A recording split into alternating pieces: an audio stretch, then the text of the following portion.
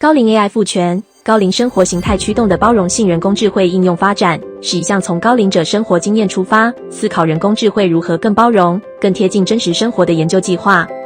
这项计划由成功大学跨领域团队共同推动，结合建筑、设计与人文科技的观点，透过城乡共创、跨文化比较与高龄智慧 AI 化3个方向，重新思考高龄者在 AI 时代中的角色。AI 正在快速进入我们的日常生活。我们用 AI 查资料、写文字、生成图片，也开始想象未来的医疗、照护、交通与生活服务。可是，当 AI 被视为未来社会的重要基础时，我们也必须问一个问题：在这个未来里，谁的声音被听见？谁的生活经验被纳入？又有谁可能被留在后面？对许多高龄者来说， AI 并不只是新的工具，它也可能代表一种新的距离，一种不确定感，甚至是一种新的排除。我们不只是想问高龄者会不会使用 AI，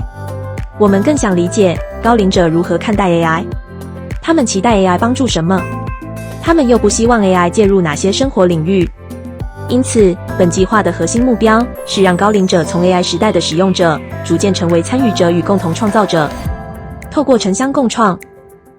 跨文化比较以及高龄智慧 AI 化3个子计划，我们希望让 AI 的未来发展能更贴近真实生活，也更具包容性。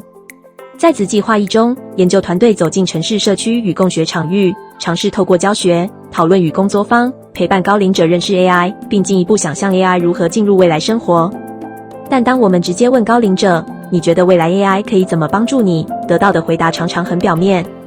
AI 对他们来说太抽象、太遥远，很难马上连接到自己的生活。于是，我们调整方法。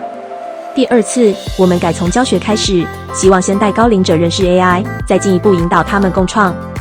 但新的问题又出现了。有些长辈光是账号申请、密码输入、手机操作，就已经花掉很多时间。当我们示范 AI 功能时，台下的反应也不如预期。有些人觉得新奇，但也有人觉得和自己没有太大关系。这让我们意识到，高龄者面对 AI 的困难，不只是会不会操作，而是 AI 还没有被翻译成他们真正关心的生活语言。所以，团队再次调整，我们不再从抽象的 AI 原理开始，而是从生活需求开始。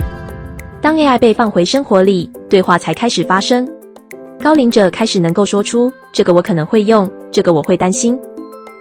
这件事我不希望 AI 帮我决定。也正是在这些回应里，我们开始看见真正的需求。这也成为子计划第1年的重要成果，从场域经验出发，逐步建立更适合高龄者参与 AI 共创的引导方法。在子计划2中，研究团队需要了解高龄者的 AI 素养、态度与使用经验，因此设计了前测问卷。但实际执行后，我们发现太长、太复杂的问卷对高龄者来说很容易造成负担。所以，我们不是要求长辈配合研究工具，而是反过来调整研究工具。我们把问卷砍掉重练，缩短态度量表，简化 AI 使用类型，让题目更清楚、更容易回答。同时，也加入语音输入教学。这些调整不只是为了让资料更容易搜集，更是为了让高龄者在研究中有更友善的参与方式。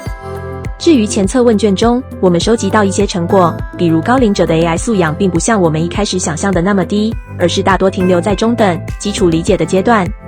同时，当高龄者越理解 AI， 也越容易看见 AI 的效益与可能性。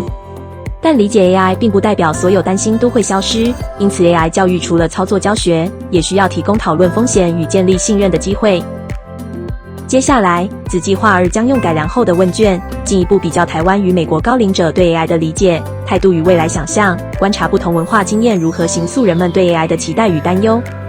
而在子计划3中，我们关心的是另一个问题：高龄者的智慧能不能被保存下来？许多长辈拥有丰富的地方记忆、生活经验与文化知识，这些知识不只是个人的回忆，也承载着地方文化与世代经验。因此，团队尝试让 AI 不只是回答问题的工具，也成为保存与转移高龄智慧的媒介。目前，我们已建立佐证地方报 MyGPT 原型，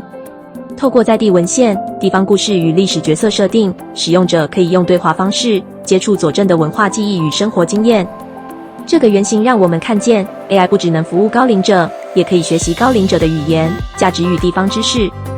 高龄者的经验不只是过去的回忆，也可以成为未来 AI 知识库的重要来源。回顾第1年的执行，本计划累积的不只是课程、问卷、工作坊与 AI 原型，更重要的是一连串来自真实场域的方法修正。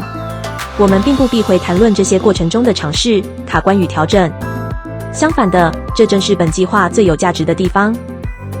因为真正的场域研究，不是把预先设计好的方法直接套用到高龄者身上，而是在一次次互动中，看见原本没有被看见的问题，并重新调整研究与设计的方法。从高龄者的实际参与经验出发，团队逐步调整教学内容，共创流程与研究工具，建立更贴近高龄者生活脉络的 AI 参与方法。这个过程让我们理解，真正的高龄 AI 赋权，不是把 AI 带到高龄者面前就结束了，而是要让 AI 变成他们能理解、能提问、能讨论，也能选择的东西。接下来，本计划将持续推动不同场域的未来想象工作坊，也将展开台湾与美国的跨文化比较。我们希望透过问卷、教学、工作坊、共创与 AI 原型，让高龄者能够说出自己的需要，也能参与未来科技的想象与设计。因为 AI 的未来不应该只由年轻人、工程师或科技公司来决定，高龄者也应该参与其中，让 AI 不只是更聪明，也更包容，让高龄者不只是 AI 的使用者，而是未来科技的共同创造者。